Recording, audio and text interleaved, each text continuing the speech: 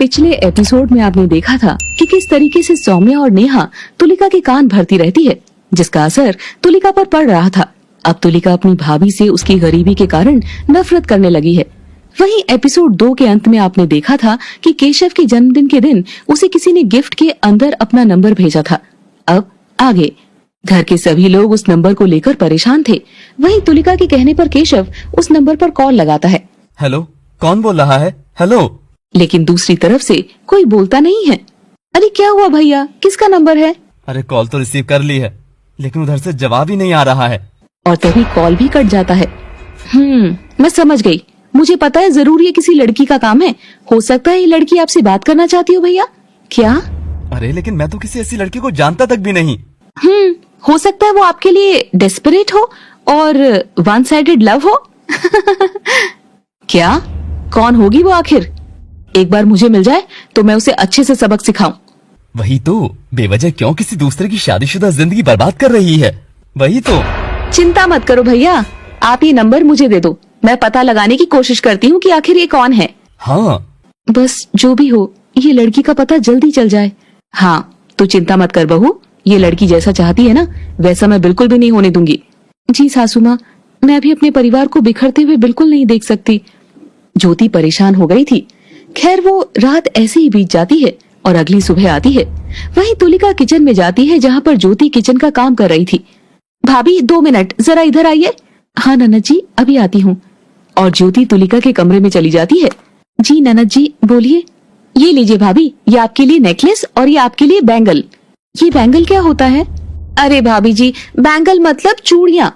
ये चूड़ियाँ तो मैं इधर ही लोकल मार्केट से लेकर आई हूँ, लेकिन ये जो नेकलेस है ना, ये मैं इटली से लाई हूँ। ओह अच्छा, हाँ काफी महंगा नेकलेस है।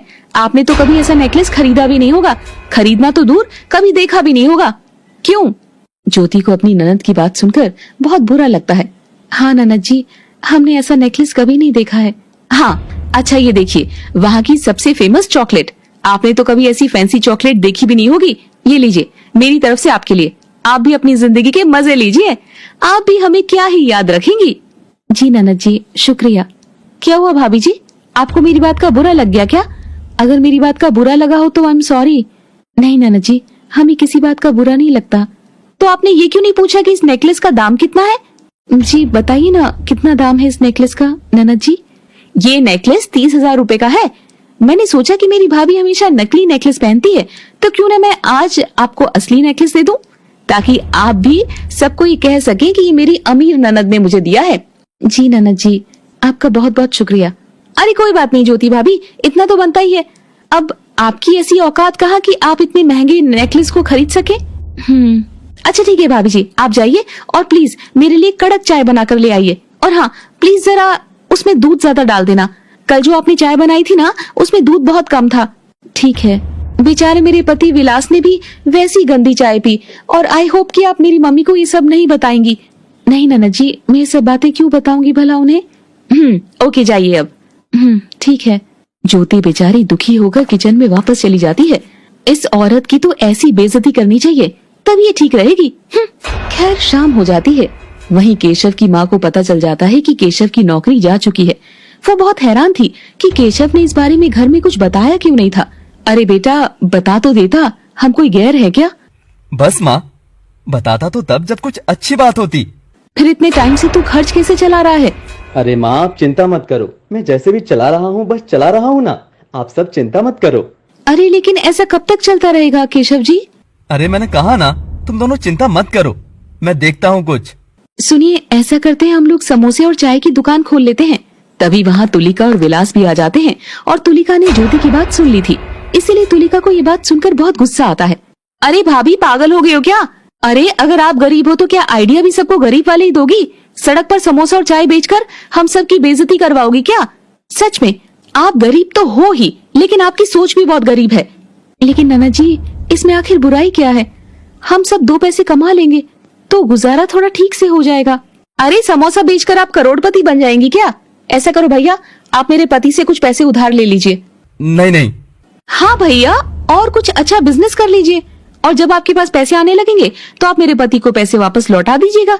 हाँ केशव, और क्या, तुलिका सही कह रही है।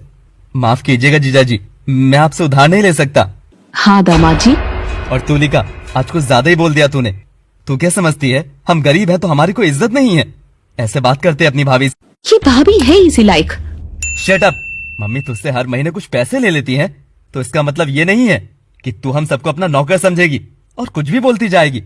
हम खुद का कोई छोटा मोटा बिजनेस कर लेंगे, समझी? तुझे बीच में बोलने की कोई जरूरत नहीं है, बस। अरे केशव जी, आप नाराज मत होइए। तुलिका थोड़ा ज्यादा बोलती है, बस। मन साफ है इसका। नहीं, अब बहुत हुआ। हम सबको साबित करके दिखाएंगे कि एक छोटे से बिजनेस से भी कैसे आगे बढ़ा जा सकता है। हाँ हाँ, डांट लो और डांटो मुझे, मैं तो पराई हो गई हूँ ना। अब मेरी बात कौन सुनेगा भला इस घर में? ये सब इस ज्योति भाभी की वजह से हो रहा है। ये कहते कहते तुलिका रोने का ड्रामा करने लगती है। नहीं नहीं दीदी, ऐसा मत कहिए। केशव भैया, आपने कभी भी मुझसे इस तरीके से बात नहीं की थी, लेकिन आज आप मुझे इतनी बुरी तरीके से सुना रहे हैं, वो भी सबके सामने।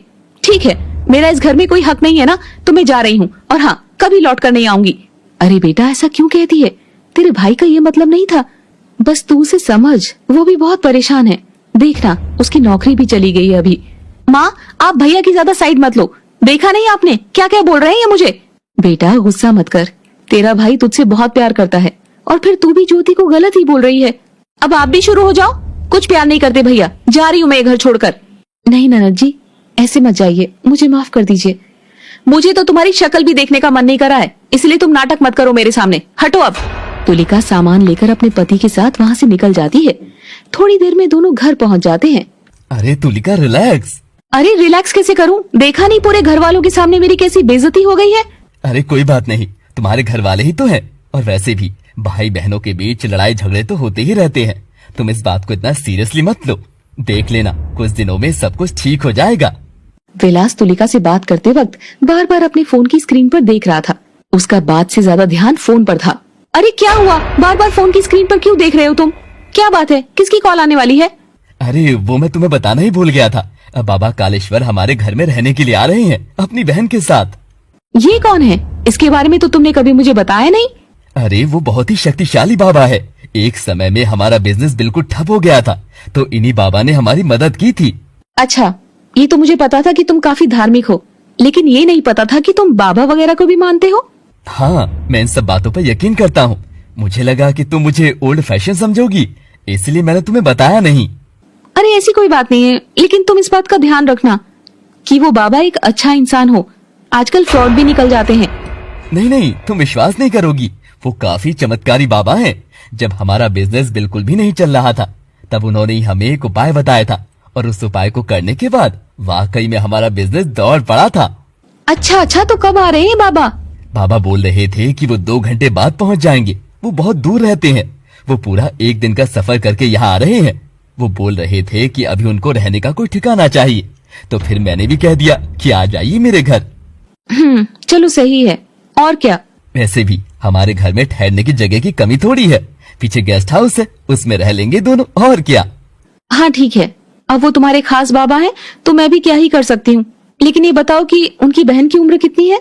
तुमसे बस 1 या 2 साल ही बड़ी होगी। ओह अच्छा, इतनी कम उम्र की बहन। अरे अब तुम मुझ पर शक मत करने लगना। तुम्हें तो पता ही है ना कि मैं दिल और जान से तुम्हारा ही हूँ। मरूंगा तो तुम्हारे लिए और जीऊंगा तो तुम्हारे लिए ही। अरे बस हो गया फिल्मी डायलॉग। अरे बाबा, इतना गुस्सा? ओफो, गुस्से में भी काफी सुंदर दिखती हो वैसे। हट पागल। खैर, वहीं दूसरी ओर केशव और ज्योति दोनों मिलकर समोसे और चाय की दुकान खोलने का डिसीजन ले लेते हैं। ज्योति अपने जेवर पति को दे देती है। केशव जी, ये लीजिए, मेरे जो भी गहने हैं इनको आप बेच दीजिए। उन पैसों से हमारी छोटी सी दुकान खुल जाएगी। मुझे माफ करना ज्योति, मुझे तुम्हारे गहने लेते हुए बहुत बुरा लग रहा है। लेकिन देखना, जब हमारी दुकान खूब चल पड़ेगी ना, तो मैं तुम्हें इससे भी ज्यादा गहने दिलवाऊंगा और तुम्हें रानी बनाकर रखूंगा। रानी?